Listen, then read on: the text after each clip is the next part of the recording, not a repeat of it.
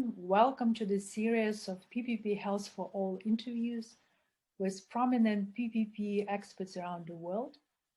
I'm Natalia Korchakova-Heeb, founder of PPP Health for All. And today we have a pleasure and privilege of speaking with the president of the World Association of PPP Units and PPP Professionals, dear friend and a highly respected colleague, Ziad Alexandre Hayek. Welcome, Ziad, and I would like to invite you to say a couple of words about yourself. Thank you very much for this warm welcome. Yes, my name is Ziad Alexandre Hayek. I am an investment banker by background. I worked in investment banking for many years in New York and London. And then I came to Lebanon to work for a series of prime ministers. I was Secretary General of the High Council for Privatization and PPP for the Lebanese Republic, worked with 4 prime ministers, and I resigned in 2019, March 2019, as I was running for the presidency of the World Bank, which I didn't get. But however, I have been very privileged to be part of a team that in the meantime has founded WAPP and has seen it grow. It has been a fantastic experience for me, for everybody that has been involved with WAPP so far. Well, maybe you could a little bit elaborate on what WAPP is, the World Association of PPP Units and PPP Professionals. I mean, this is a very fast growing organization. And what is your secret sauce? What makes it so successful? I think it's the collaborative spirit. It is a nonprofit association based in Geneva, Switzerland. We came together, a group of us, and you, Natalia, were there from the beginning, and we formed this association. We are not looking to make profit. WAPP does not do business, so it doesn't compete with any of its members. Therefore, it is truly the secret sauce is that we are here to all work together in a collaborative way. We're helping each other. We're helping build a network of PPP professionals all over the world. I always say you get out of WAPP as much as you put into it, because really it is a matter of engaging with the network, which at the end helps everybody improve their career, whether they are looking for a job in PPP, whether they're a consultant looking for consulting work, whether they are a PPP unit or looking for consultants or investors, whether they are investors looking for projects, could be financial, could be strategic investors. It is a hub. WAPP is a hub for everybody involved in PPP to come together and improve their career prospects, improve their ability to execute on projects, and at the same time do good for the world, because we have SDG is in our DNA. We are very obsessed in trying to make sure that SDG number 17 is implemented and is implemented in the right way to help people. We advocate for PPP not to be seen as a tool for procurement, but a tool for development. Very good. Could you please mention how many chapters WAPP has at the moment? WAPP has many chapters. The way we are organized is we have a steering committee that is regroups the heads of the various chapters. We have regional chapters, and that we have North America, Latin America, Europe, Africa, CIS countries, South Asia, and Asia Pacific. We have sectoral chapters. Today we have 4 sectoral chapters: healthcare, airports, ports, and water. And we are hoping to grow that. We're looking for leaders that would join us to lead sectoral chapters in other sectors. And we have thematic chapters. Some of the thematic chapters that we have, the most active ones, for example, are the young PPP professionals. This is a chapter that brings together professionals in PPP who are 35 years of age or younger. And this effort in mentoring, in growing technical abilities, in engaging with younger professionals is very important to us. We have another thematic chapter, which is Women in PPP. We have a chapter that is People First PPP, and this has to do with using the People First PPP principles as best practices, involving sustainability, involving ESG, involving the other measures of good governance and good practices. And since we actually, PPP Health for All is the platform which cares about healthcare PPPs, could you please say how WAPPP is engaged in healthcare PPPs and its healthcare chapter? Well, if we are looking at PPP as a tool for development, it means starting to move away from regarding PPP only as a way to finance heavy infrastructure and looking to PPP to finance soft infrastructure in education, in healthcare, in improving people's lives. And so the concept of having a chapter for healthcare within WAPPP is very essential. It is at the very center of WAPP's interest and activities. And in that chapter, we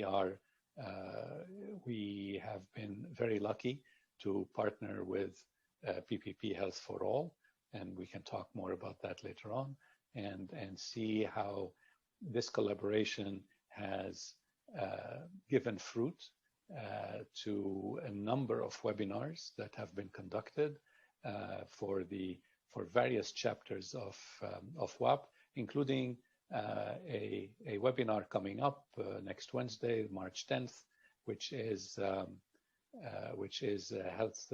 focused on healthcare and being organized by our Asia Pacific chapter. In collaboration, I should say, with UNESCAP. And we are very proud to have forged this relationship with UNESCAP. We're looking forward to grow it. Of course, we already have had a history of working with UNECE. We have other strategic partners in WAPPP that have helped us develop our organization.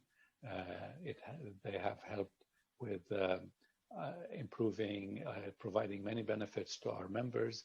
I cite, for example, a partnership with APMG for the CP3P program, which is a very important certification for all professionals in this field.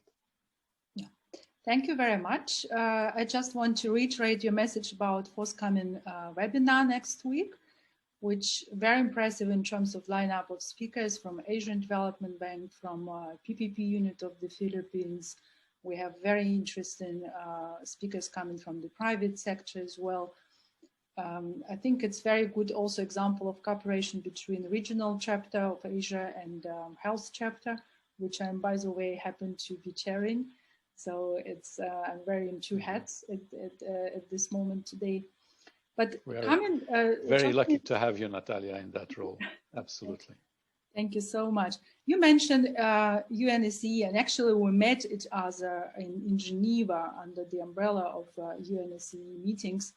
But we become friends at China by attending the third forum on public-private partnerships. What is, in your opinion, the role of international financial organizations and international organizations in general in promoting public-private partnerships?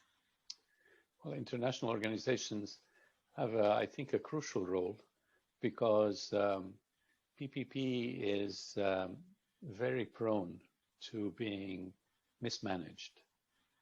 It is a very delicate type of structure that involves public sector institutions, private sector companies. It involves financing banks, sometimes international financial institutions, and bringing all these entities together and making sure that they all perform in the right way for any specific project really requires having a lot of expertise. And so the aspect of sharing information, sharing experience, awareness, creating awareness, are all roles that international organizations are very well positioned to play. And WAPP, I should say, is one such organization. It goes beyond that, because fighting corruption in the tendering of PPP projects and in their management, providing forums for exchanging and not only information about best practices, but also sharing how, finding ways to influence decision making. So let me give an example. Politicians typically all over the world want their PPP projects to be done very quickly.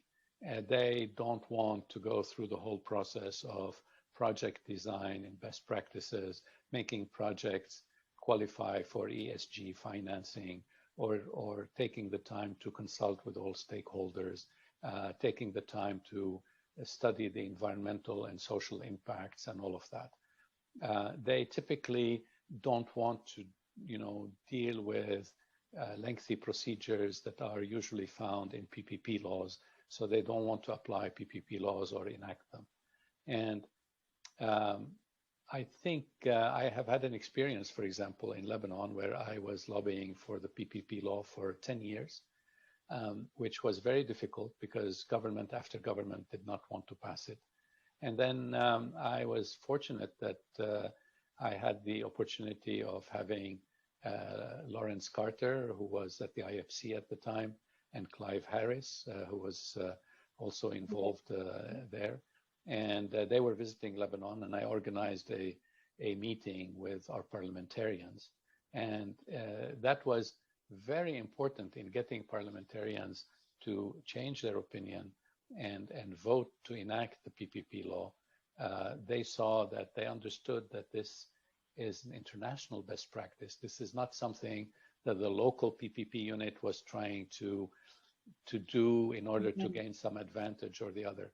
And this is why, together with some colleagues of mine today, this is what I like doing the most. And what we do is talking to, really, it's not about PPP training for PPP professionals or people in PPP units, as much as it is advocacy with parliamentarians, with ministers in governments. We are usually asked by the PPP unit to come and help educate the political decision makers on proper PPP policy and proper PPP approach, which is really crucial for the success of the PPP units and their projects and their pipeline. Well, I think from what you just said, I could conclude that PPP advocacy is also a kind of integral part of the process, and it's very important. And you probably would be one of the best experts in this field. Thank you, Natalia. Well, let's come to the next question. Where do you see the synergies between WAPPP and PPPHealth4All? We just signed a memorandum of cooperation, so I would like to invite you to elaborate on this.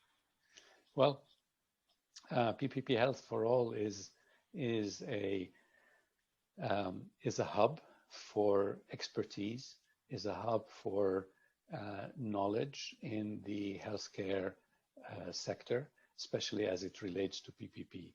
So you need people with a lot of experience that are there, that can then help PPP units and help governments with best practices in healthcare PPP. So that's what the PPPHealth4All provides. WAPP provides the network. WAPP provides the ability to take that to the global level, to engage players involved in PPP, public and private, all over the world, and attract them to PPPHealth4All. So it's a fantastic relationship where both parties benefit. Absolutely. I think it's all about collaborative approach here. I think the more we do together, the more is domino effect. And we also could learn from each other. I mean, we have different chapters, and there are also good lessons learned also, not only regionally, but also sector-wise. And I think this is where WAPPP is the beauty of WAPPP, because you could actually see what is happening in the other sectors as well. Indeed. And even PPP Health4All is a kind of a knowledge partner, then WAPPP is definitely a network partner. And my sincere congratulations on the extreme success. I think, you correct me, how many PPP units just subscribed recently? Oh, we had 8 units in the past 2 weeks. That's impressive. Thank you so much for this wonderful interview and for being with us today. This is very much appreciated. And as a head of health chapter in the World Association of PPP units and PPP professionals and founder of PPP Health4All, I see a lot of potential for collaboration, and I'm happy it's already happening. But there is so much yet to be done to achieve sustainable development goals by 2030 and universal health coverage. It's so unfair that we are living in 21st century and still millions of people have no access to the healthcare. And public-private partnerships could be very instrumental here to close infrastructure gap, to bring innovations and financing. So let's make a difference together. Thank you again. Until next time.